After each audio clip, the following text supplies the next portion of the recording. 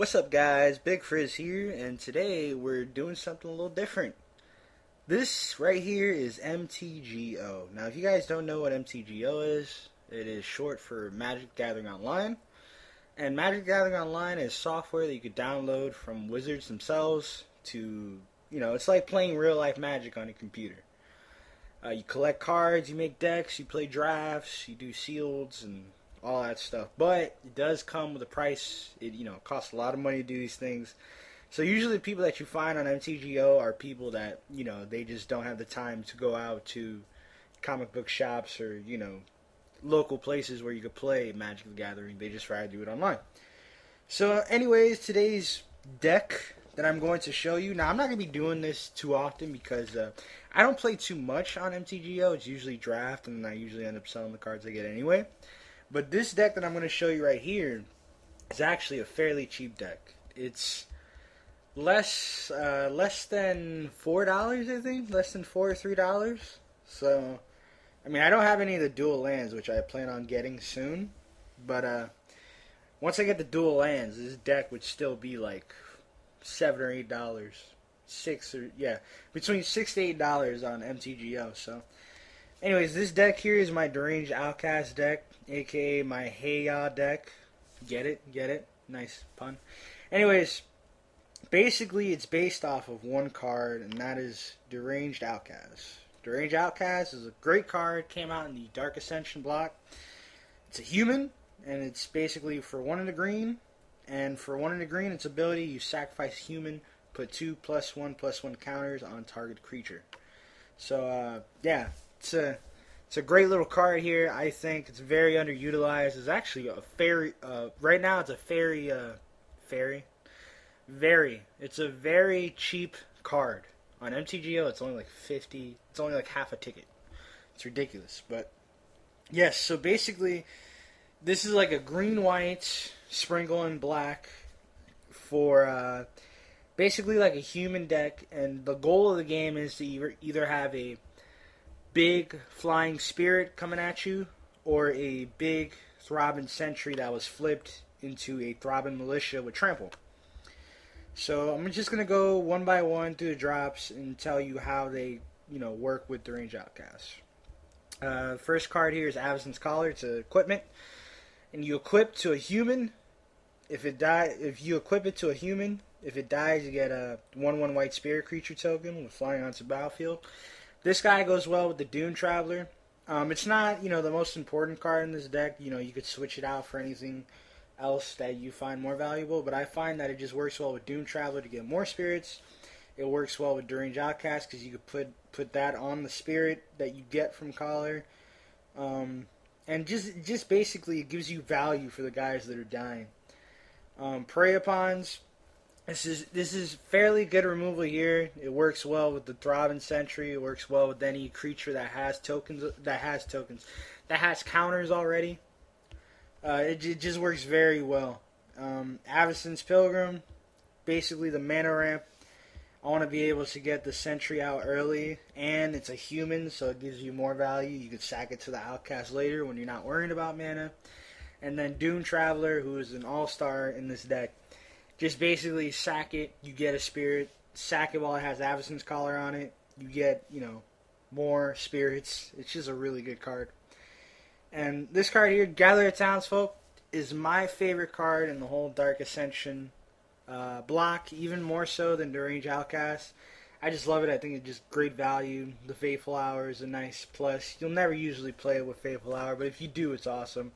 And, for 1 in a white, you get 2 dudes. It's pretty awesome. Now, Lingering Souls is obviously better, but I just really love Gather of Townsfolk because it's humans. It's not soldiers, it's not white creatures, it's humans.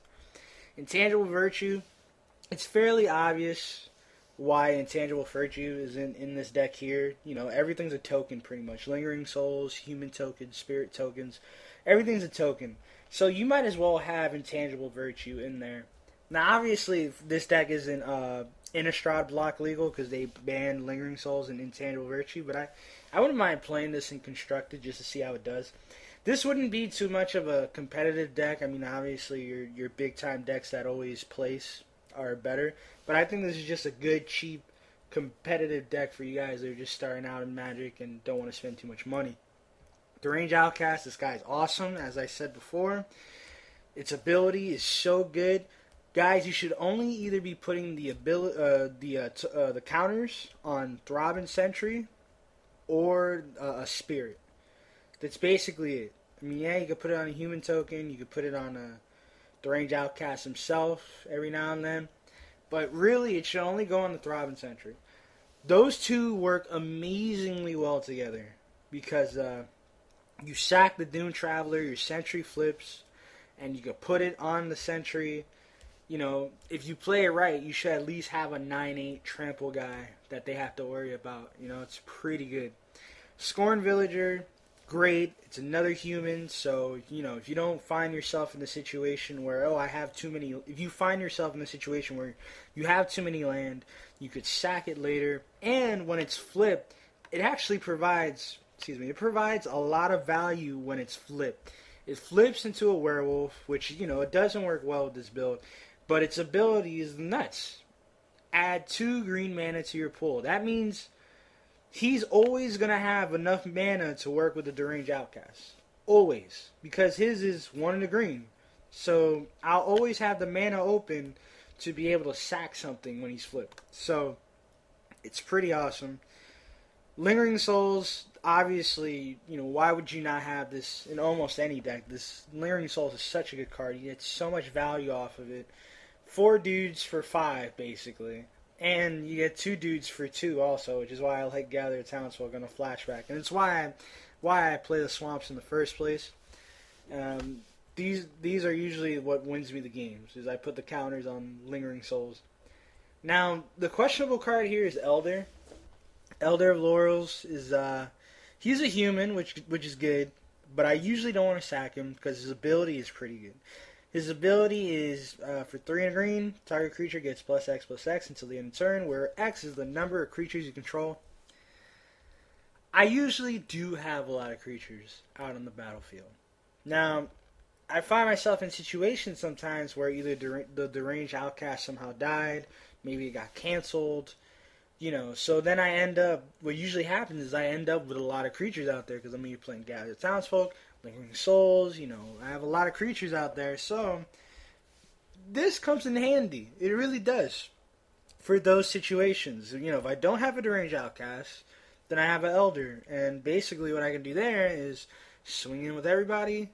You know, if I have 5 creatures out there, somebody's going to get +5/+5, and whoever gets through will get that, and will get the damage through.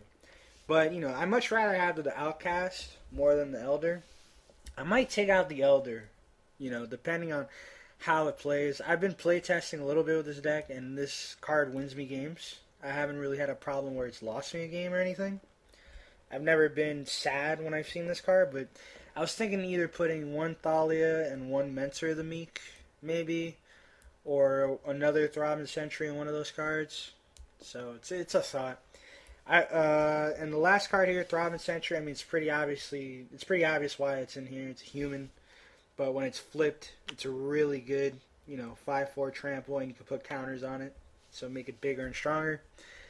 There's a lot of things that you could splash in here since I'm doing the Swamps. Like Tragic Slip wouldn't be a bad idea, considering that I'm always going to be activating Morbid. I